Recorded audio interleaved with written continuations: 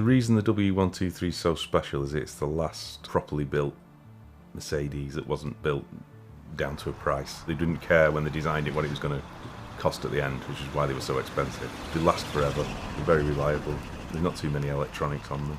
It's sort of the essence of Mercedes, if you like, boiled down into one car. Mark Kostovich is the absolute guru on the W123 and has been for many years. He's dismantled them down to the last nut and bolt, restored them. He loves everything about the parts and the part numbers and how they go back together, and he recognises the quality in them. I see the 123 series cars as design icons of the 20th century. It is an absolutely superb piece of engineering, and there isn't anything like it.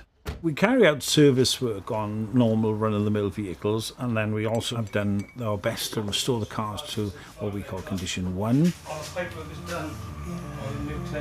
We set ourselves a challenge to restore the car to a standard that we could present it to the Mercedes-Benz dealerships for a pre-delivery inspection, as they do with new cars.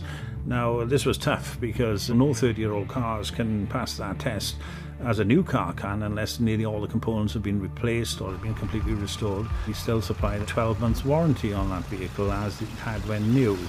To restore them to this level, we do have customers who want them and are interested in projects, and this axles and subframes and whole floor pan of the car is detailed and correctly restored as it was from when it left the factory.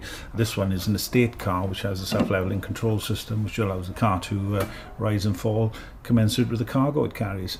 Not many of these left now. The estate cars are probably the rarest of them all. The estate was the ultimate estate car, probably the best estate car in the world. We had so many calls from people saying, well, you should write a book, you really should write a book on this, you know enough to write a book, but I'm not an author. Mark thought there was a need for a book on the W123, and he liked my writing, and he could see that I liked the cars as well.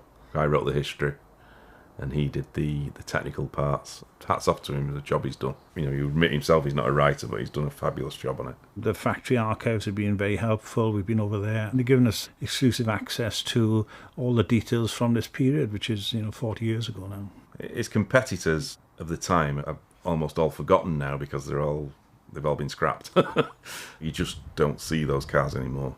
But you do see W123s a lot on the road. For the market for the very best cars is very strong, and we have a long waiting list for fully restored cars. It's very popular now with architects, filmmakers, fashion photographers. People all like the 123 series style now. Nothing wrong with that at all. It's a very stylish car.